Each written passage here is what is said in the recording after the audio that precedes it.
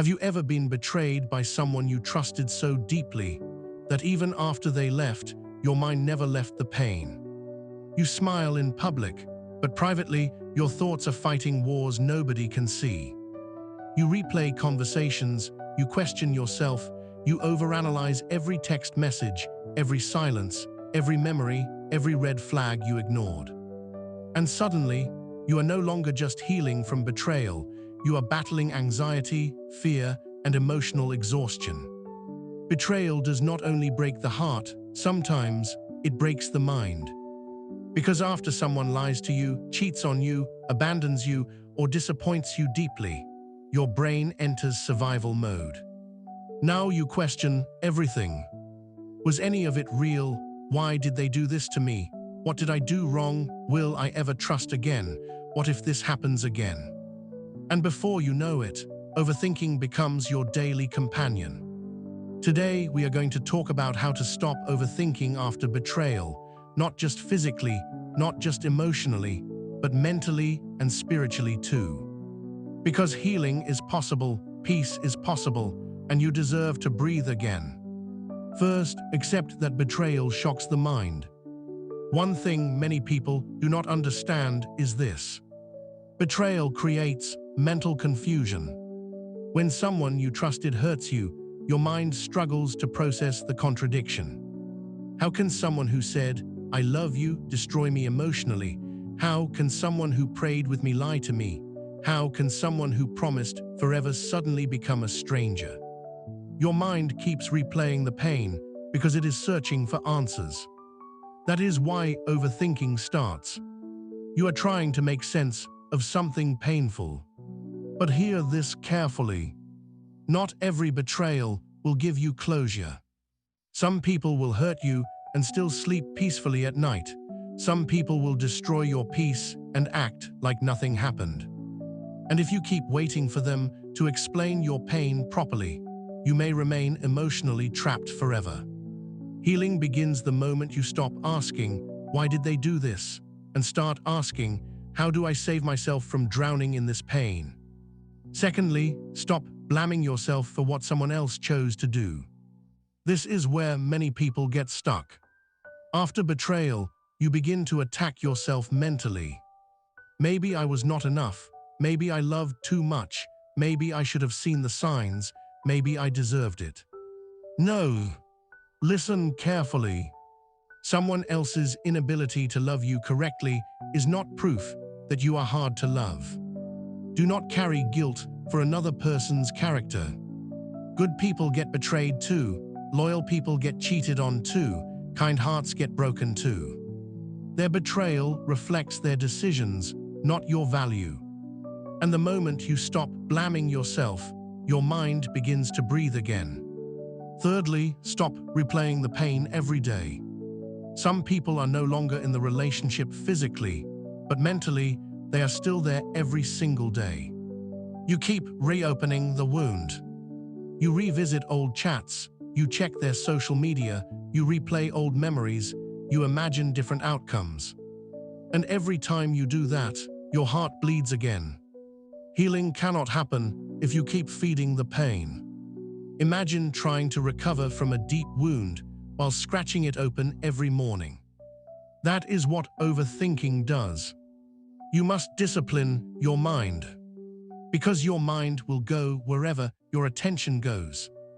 If all you feed your mind is betrayal, heartbreak, anger, and sadness, anxiety will grow stronger. But if you begin to feed your mind with peace, truth, healing, prayer, growth, and purpose, your healing will slowly begin. Another thing you must understand is this. Overthinking will not change the past. No amount of overthinking can change what happened. You can think about it all night. You can cry about it for months. You can replay every detail 1,000 times. But the past will remain the past. Sometimes, overthinking is an attempt to gain control over something that already hurt us. But healing starts when you accept this truth. It happened, it hurt me, but it will not destroy me. You cannot move forward while mentally living in yesterday. At some point, you must choose peace over obsession. Also, give yourself permission to heal. Many people secretly feel guilty for moving on.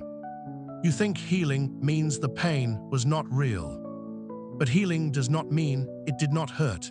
Healing means the pain no longer controls your life. You are allowed to laugh again. You are allowed to smile again. You are allowed to trust God again. You are allowed to enjoy life again. Do not build a permanent home inside temporary pain. Your story is bigger than this betrayal. Another important thing, stop isolating yourself. Betrayal makes many people emotionally withdraw. You stop talking, you stop trusting, you stop opening up. And slowly, loneliness begins to increase the overthinking. Sometimes healing needs community. Talk to someone safe, pray with someone wise, surround yourself with people who pour life into your spirit. You were not created to carry emotional pain alone.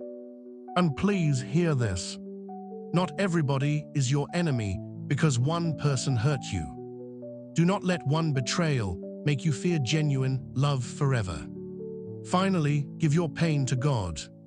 Some wounds are too deep for human words. Sometimes you pray and cry at the same time. Sometimes you worship while your heart is still breaking. Sometimes you smile outside while silently fighting anxiety inside. But God sees it all. Psalm 147 verse 3 says, "He heals the brokenhearted and binds up their wounds." Not some wounds, all wounds. God knows how to heal the parts of you nobody else understands. And sometimes healing is not instant. Sometimes God heals you slowly, one prayer at a time, one peaceful night at a time, one deep breath at a time. Do not rush your healing journey. And if betrayal changed you, if anxiety stole your peace, if overthinking has exhausted your mind, remember this. You are not weak because you were hurt, you are human. And this pain will not last forever. One day you will sleep peacefully again, you will laugh genuinely again, you will trust wisely again, you will feel alive again. But for now, be patient with yourself. Healing is not a race. And sometimes the strongest thing you can do is continue living after life broke your heart. If this message spoke to you, then this channel is for you. Here we have real conversations about healing, love, betrayal, emotional recovery, faith, purpose, and becoming whole again. So go ahead and subscribe to this channel, turn on the notification bell, and join this family of people who are healing, growing, and rising again. And before you leave, tell me in the comments, what is one thing betrayal taught you about yourself? Stay strong, and never forget, your pain has a voice, but your healing has power too.